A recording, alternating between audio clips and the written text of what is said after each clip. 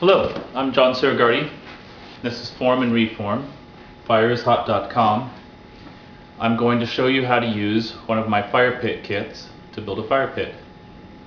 First, I want to go through the basics of how this works. Start with a ring. This ring has holes in the top. They are drilled. It has a coupler that you can use from either the top or from the bottom, with the holes up or with the holes down. It also has this nice feature that they're pointed slightly down, so when it's in this position with the holes up, if water does get in, it can't run uphill and get back down into the valve. If you're using this in a fire pit that involves sand, you can point the holes down so that the sand won't run in. I have a brief breakout of how this works. The fire ring at the top. Next we have a nipple. And that's what attaches to the bottom of this. The bulkhead fitting, that's what goes in between the bowl and the hose that's below. That requires an 1 1/8 inch hole. Or I have a coupler that you can weld in if you have a welder handy. Underneath that is the 1/2 inch NPT that screws into the bottom of that. This is now, the bowl is here, and this is where your hose connects with a 45-degree flare fitting, like so. So let me go over real basic how to build this.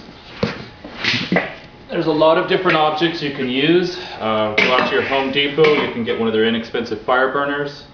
I've gone down to one of the restaurant supplies here in Oakland and found some really great vessels to build in.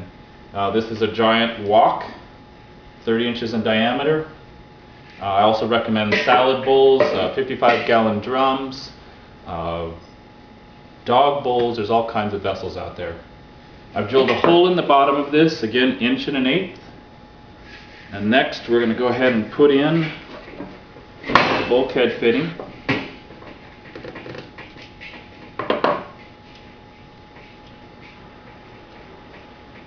So this goes right through the hole.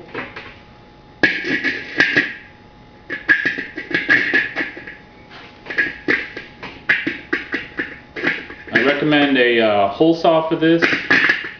Works pretty good in steel. Not the easiest to go through stainless steel. Make sure you use plenty of lubrication when you're doing that. This comes with a nice nut. I recommend using a little bit of high temp silicone, like engine silicone, to seal this off if you're going to do sand. You really want this vessel to be completely watertight.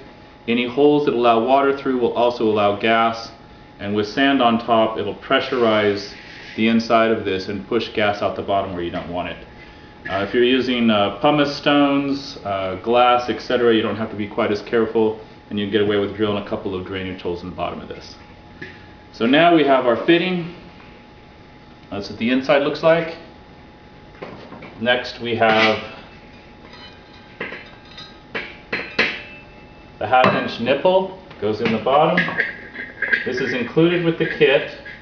If you're using a bigger ring that's going to set this off a little higher, you can go down to Home Depot or anywhere and just get a 1/2 inch nipple in any length you need to bring it up to the height you need.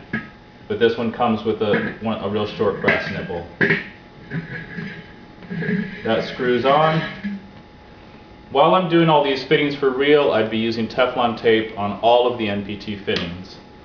For this demonstration, I'm just going to show you how it screws together. Now on the other side, we have the 1/2 inch NPT fitting with the 45-degree flare fitting on the other side. That's where the hose is going to attach. Again, Teflon tape here. Now once this is done, I would build a nice little stand for this to hold it up, fill the inside with pumice or sand or glass or whatever media you determine you want for your fire pit.